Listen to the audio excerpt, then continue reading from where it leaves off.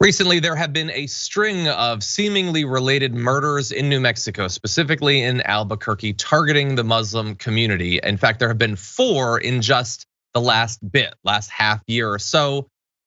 People are incredibly terrified. We're hearing this is the president of the Islamic Center of New Mexico targeting about the community's reaction to this violence.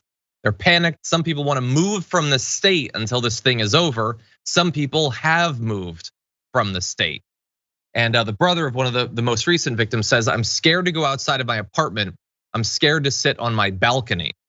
And so there does seem to be a pattern here. 3 of the victims were all ambushed with no warning, fired on, and killed. And in fact, and this is one of the most devastating parts of this story. Hours before his death, one of the most recent victims, Naeem Hussain, who just became a US citizen, attended a funeral for 2 of the other shooting victims. And then within hours, he became the latest victim.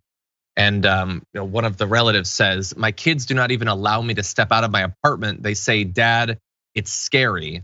We planted some flowers in our yard. We haven't watered them. They said, 'No, somebody might be hiding over there.' So the kids are worried about even going into their yard, and understandably so.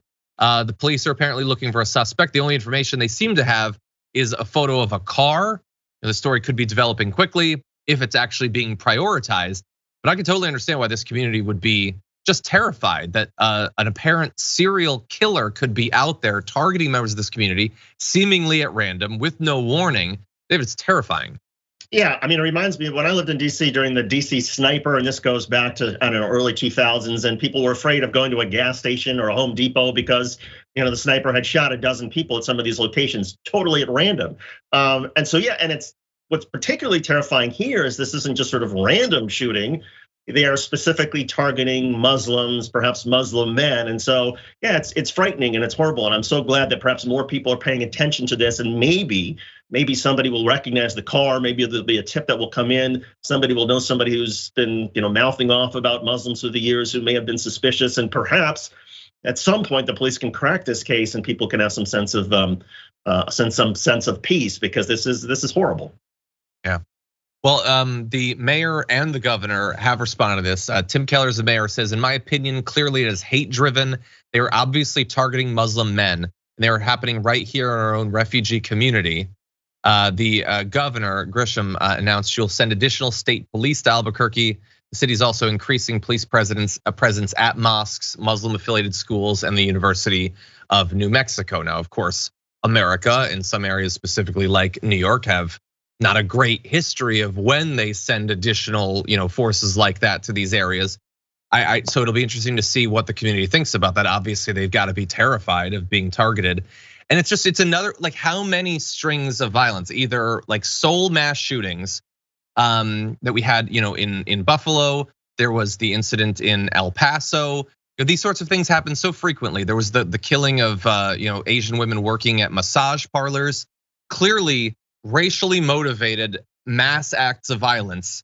And yet as a country, we can't even acknowledge that exists, that racism is a problem, that white supremacy, and like, we don't know in the end who will be the killer here, but it certainly seems like one of those ideologies at work. And yet it still remains like up for debate in this country if we have a problem of racially motivated violence. Yeah, and look, if more people were sensitive to racial aspersions that were being cast on people, there might be a better chance for police to actually catch somebody like this. And most cases are cracked, not by law enforcement stumbling upon somebody who's doing a shooting, but by somebody saying, "You know what, I have this, this friend that I had a falling out with, and he's been saying some really crazy things, and he's been disparaging about Muslim people, whatever it is," and he calls the police, and that's how the police get a tip. And I just hope that people would say this is a time when it's okay to be sensitive, even if you don't like Black people, or Latinos, or Muslims. At least accept that people don't deserve to die because of that. And if you know somebody who may be prone to violence, who maybe they share the same political views as you do, at least say, "Wait a second, this goes too far. I'm gonna call the police because I get somebody who's talking about violence here, and that's not right." Yeah, and thankfully, as you said, that is sometimes how this ends up getting cracked. There have been potential school shooters that have been. Thankfully, there have been warnings. All too often the warnings don't come or aren't heeded in time. But in some cases, and so someone has to know this person. Hopefully, with the photo of the car being out, more people watching for this, more police. Maybe they'll be able to catch this person. We can get a little bit of justice.